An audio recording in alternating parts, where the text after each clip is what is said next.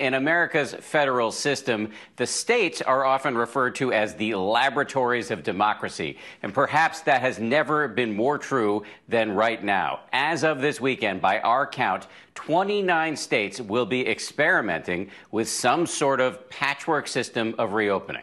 And Dan, the FDA has authorized the drug remdesivir for emergency use to treat coronavirus. This as the number of confirmed cases in the U.S. passes 1.1 million, with more than 164,000 recovered. The death toll, 65,000 now. And while polls consistently show the majority of Americans do not want states to reopen too quickly, we are seeing growing protests. In California, this one about beaches being closed and stay-at-home orders, but others are protesting the opening of businesses too soon. Meanwhile, the White House is blocking Dr. Anthony Fauci from testifying before House lawmakers next week, saying it could be counterproductive to the administration's COVID-19 response. We have team coverage from New York to Washington, D.C. and California. First, let's go to Trevor All in New York with the latest. Good morning, Trevor.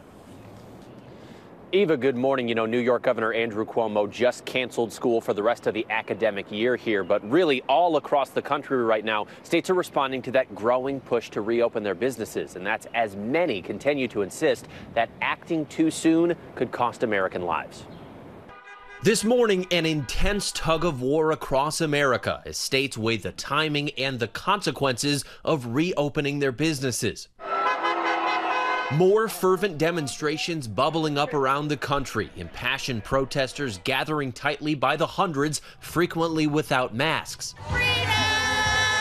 Some in California angered at the governor closing Orange County beaches. In other states, many furious as they say their freedoms are being infringed, and more still concerned about the dire consequences of an economy on pause. To let the businesses in this state open up so we can meet our payroll, we can pay our employees benefits, and we can start doing business again. The message of demonstrators growing more aggressive in states like Ohio. Protesters opening windows to yell into the press conference of Governor Mike DeWine, state troopers in riot gear lining the hallway. A day prior, protesters armed with assault rifles storming the Capitol in Michigan. I know that some people are angry, and I know many are feeling restless. The only way we can get through this and take the next steps forward is if we all continue to do our part. Despite these protests, polls show a majority of Americans support the stay-at-home orders. And with cases of the virus still rising in at least 18 states, demonstrations are also popping up in protest of rampant reopenings. In Georgia, this mock funeral procession from demonstrators condemning the state's efforts to swiftly reopen businesses, which even President Trump thought may have been too fast. I think it's wonderful. I want to see us open safely. But I didn't like spas and tattoo parlors, and I wasn't thrilled about that. Some states now opening gyms, hair salons, or retail stores, others offering malls, theaters, and golf courses. Just nice breath of fresh air out here this morning, getting back to normal a little bit. But just because some businesses have the green light to reopen doesn't mean every business owner is jumping at the chance. In Texas, restaurants can now welcome the public, but the Texas Restaurant Association says it expects less than half of them to do so. We want to open feeling safe. I don't feel safe.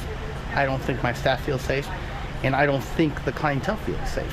And several states, including Michigan, Illinois, and Washington, are still extending their stay-at-home orders. While in New Mexico, as the city of Gallup battles an outbreak, it's now on lockdown. Governor Michelle Lujan Grisham invoking the state's Riot Act to close every road into and out of the city.